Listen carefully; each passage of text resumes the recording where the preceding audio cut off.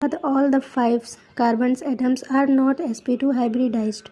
इसमें ये बताया गया है कि इसमें जो 5 कार्बन बॉन्ड्स हैं, ये एटम्स हैं, तो ये sp2 हाइब्रिडाइज्ड नहीं है।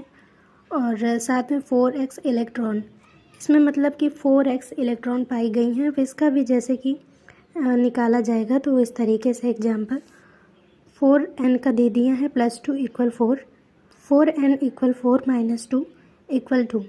इसमें जैसे कि n = 0.5 आया है, नॉट n, तो इसमें 0.5 आया है, तो ये नॉट n इंटीगर, मतलब ये पूर्णांक नहीं है, क्योंकि पूर्णांक पहले ही बताया गया था। 1 हो सकता है, 2 हो सकता है, 3 हो सकता है, 0 हो सकती है, ठीक है, लेकिन इसमें 0.5 आया था। तो ये सेकेंड एग्जाम्पल था हकल्स रूल का। फार्मूला ये रख कर भी हम इसको प्राप्त कर सकते हैं। फार्मूला वही था 4x + 2, लेकिन उसमें हर तरीके से उसमें ये बताया गया है कि कितने जो हैं इलेक्ट्रॉन्स प्रेजेंट है। जैसे कि बेंजीन था तो बेंजीन्स में 6 पाई इलेक्ट्रॉन प्रेजेंट थे, तो हमें n का मान 1 प्राप्त हुआ था। फिर इसके बाद इसमें 4 है, तो इसमें हमें 0.5 प्राप्त हुआ, जो कि ये पूर्णांक नहीं है। फिर इसी तरीके से इसका एग्जाम्पल तीसरा भी है साइक्लोपेंटाडाइन्स आयंस। इसमें ये इसका स्ट्रक्चर है। फिर इसमें भी यही बताया गया है कि जैसे कि देयर आर 6 पाई इलेक्ट्रॉन्स, इसमें भी 6 पाई इलेक्ट्रॉन्स हैं, यूज किए जाते हैं डिलोसाइक्लाइजेशन के लिए। एंड इसमें जैसे हकल्स रूल, तो इसका भी उसी तरीके से 6 पाइस में है पाई जाती हैं, तो मान निकाल कर इसका n = 1 पाया गया है। वो n और x दोनों एक ही हैं, दोनों का ही रख करके आप कर सकते हो।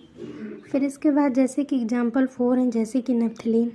नेप्थलीन का स्ट्रक्चर ये है, और नेप्थलीन का स्ट्रक्चर में जैसे कि इसमें 10 इलेक्ट्रॉन्स पाए गए हैं, ये बताया गया है इसमें। फिर इसके बाद इसमें जब हम इसका भी मान रखेंगे 10 का रखेंगे, तो ये n का 2 आएगा। फिर इसके बाद ये इंटीगर, ये पूर्णांक है, क्योंकि वहाँ पर बताया गया था कि जो n होती हैं, जो x होता है, x = 0, 1, 2 और 3, ये पूर्णांक हैं, ठीक है।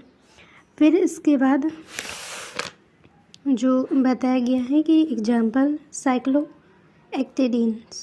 साइक्लोएक्टेट्रेन्स में बताया गया है कि ये इसका स्ट्रक्चर है। फिर इसके स्ट्रक्चर्स में ये बताया गया है कि there are 8 electrons, 8 pi electrons इसमें जो कि हैं प्रेजेंट हैं। लेकिन अगर इसमें हम जब इसको भी इसी तरीके से जब करेंगे तो 1.5 आएगा, ये भी इंटीगर, मतलब कि पूर्णांक नहीं है। सो नॉन एरोमेटिक, इसमें ये सुगंधित नहीं है, नॉन एरोमेटिक। सो ये था हकल